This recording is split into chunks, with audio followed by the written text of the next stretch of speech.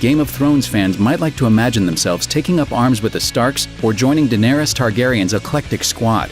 There are adventures aplenty to be had in the realm of Westeros. But before you get too enthused over the idea of becoming a, Westerosi, here are some reasons why warging your way into George R.R. Martin's world from A Song of Ice and Fire would actually be a pretty terrible experience. Belief is futile.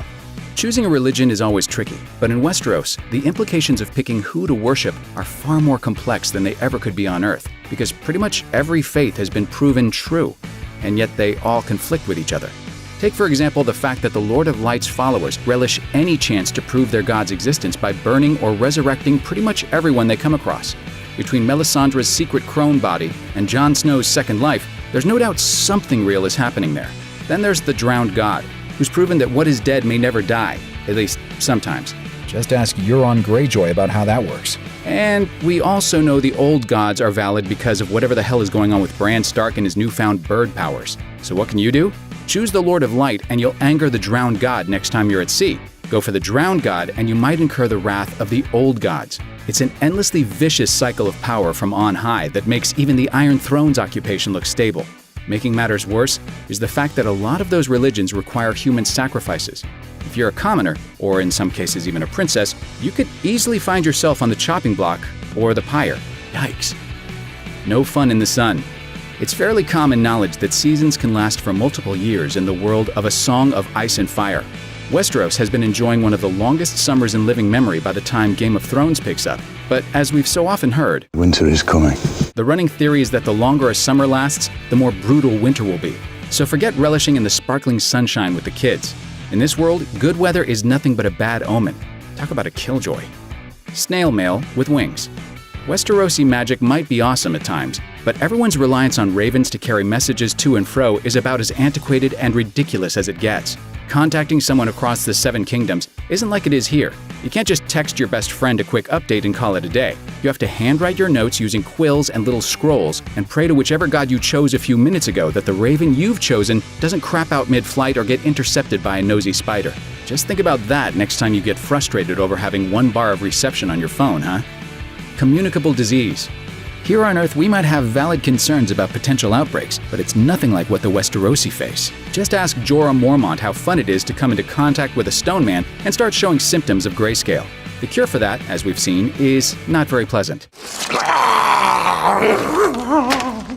What's worse is there's no quarantined hospital bed for you to get stashed away in with an IV to ease the pain. Instead, having grayscale makes you an automatic pariah who must live out your days in exile with the other crazy stone men, who are both gross and lethal, and stone men never get visited by hospital clowns. The Faceless. Arya Stark might make the Faceless men seem pretty rad, but let's be real here. No one in their right mind wants to coexist with these super assassins. If you have trouble trusting your neighbors now, just imagine if you lived in a world where literally anyone could be a shape-shifting murderer in disguise who's taught to kill without question. What's worse is that in George R.R. Martin's world, you really can't even overlook your own shadow as a potential threat. Remember what happened to Renly Baratheon? All it takes is one outraged witch to take you down where you stand without a blade in sight.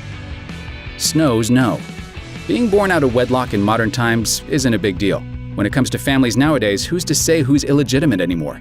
In Westeros, however, being born a bastard is bad news. You're immediately condemned to a life of indignation and contempt, have no claim to your family's house, and you even have to take a name that alerts everyone to your status as less than. The best you can hope for as a bastard is to earn legitimization if you're lucky, or resign yourself to a sexless, familyless life of taking the black of the Night's Watch. And this is all just because of someone else's naughty bedroom behaviors you had nothing to do with. No fair. All the Jaws. Thanks to modern civilization, we hardly have to worry about wild animals making a meal of us anymore. But in Westeros, there are several species that are just eager to feast on your flesh.